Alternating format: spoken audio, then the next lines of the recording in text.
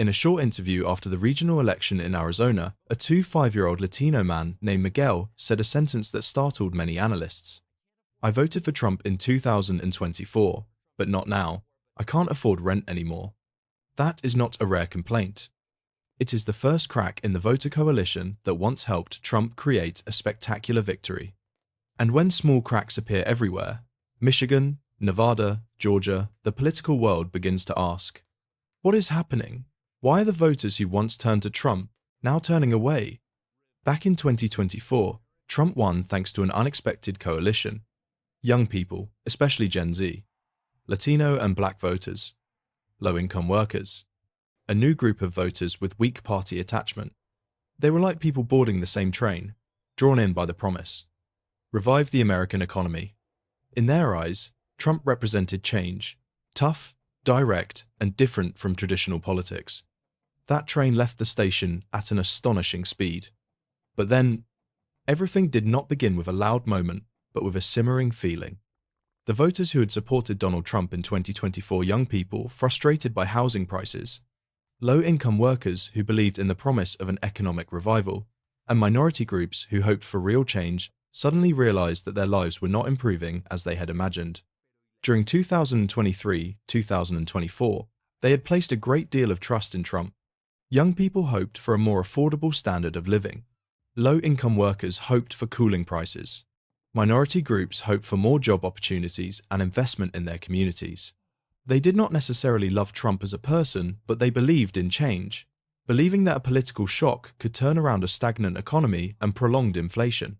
Since early 2025, the indicators they cared about most, food prices, rent, healthcare costs, and interest rates, still had not gone down. Many began to whisper, "Nothing is getting easier. It's even harder." In family gatherings, in supermarkets, at gas stations, the complaints spread like tiny cracks across a piece of glass that once seemed solid. It wasn't a news article or a political speech. The breaking point came from utility bills rising by tens of dollars, rent jumping sharply, student loans becoming harder to repay as interest rates stayed high. Young people started saying, "If I still can't afford a home, what's the meaning of that promise?" Minority communities witnessed increasing struggles in small businesses. "If my shop is still fighting for survival every day, then where is the change?" Low-income workers confessed, "I don't care which politician wins, I just want enough money to live." The voter groups that once seemed unrelated began to share the same economic frustration. And at this moment, the expectations they placed in 2024 collided directly with the reality of 2025. It was the moment they felt. The promises of lower prices did not come true. The commitments to raise real incomes were not felt. The programs for housing support, loan assistance, cost reductions did not create any noticeable impact. This was not a loud backlash. It was like an underground stream, flowing slowly, unnoticed, until it became a powerful current that swept away an entire voter coalition. In their minds, one question became increasingly clear.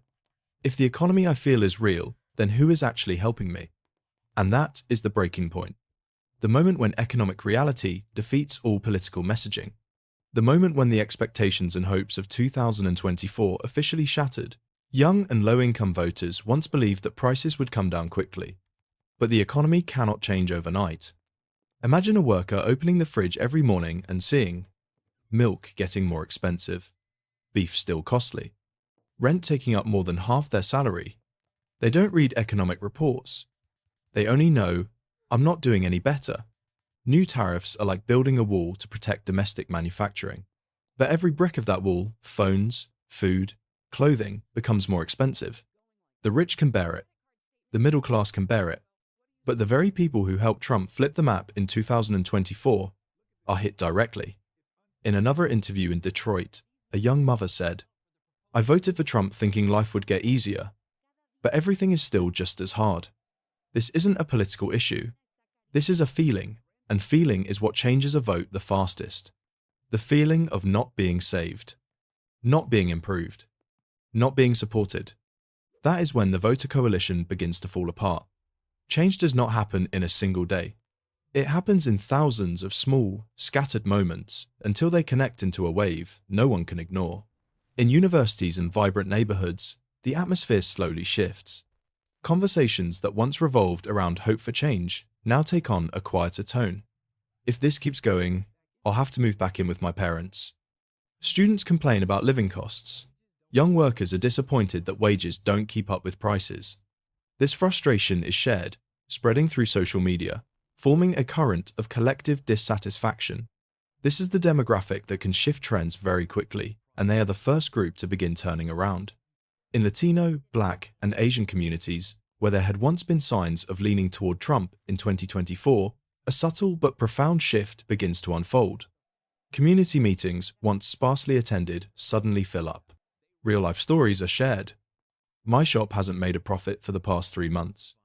They say taxes went down, but I don't feel any lighter. It wasn't political promises that changed their minds. It was their own economic fate. When community leaders, pastors, small business owners start speaking more openly about hardship, minority voters begin shifting with them. No voter group is as economically sensitive as those who live paycheck to paycheck, and they are the group that turns back the most decisively. In grocery stores, people begin to hear phrases like, "I don't care about Republican or Democrat. I care about why this shopping cart is so expensive." Households living on fixed monthly budgets realize that there is no meaningful improvement despite the confident promises made in 2024. And when wallets are affected, politics becomes secondary to survival. At first, each group shifts in its own way. But by mid-2025, everything blends together into a unified tide. Young people disappointed that the future isn't getting brighter. Minority groups seeing rising economic risks in their communities. Low-income workers losing patience with political promises. Polling organizations start recording a strong reversal. No longer just a few percentage points of fluctuation, but a clear, collective, and widespread trend. The media begins to take notice. Democratic campaign teams recognize a golden moment. Many once competitive states begin showing signs of tilting in their favor. Not because the Democrats did anything extraordinary, but because the very groups that formed Trump's new base in 2024 have stepped out of that coalition on their own. And when a coalition built from fast-shifting voters starts cracking, the unraveling happens everywhere, simultaneous, forceful, and impossible to reverse in the short term. This story leaves 3 memorable lessons.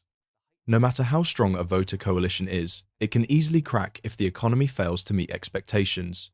Young people and low-income groups are the most sensitive to changes in the cost of living.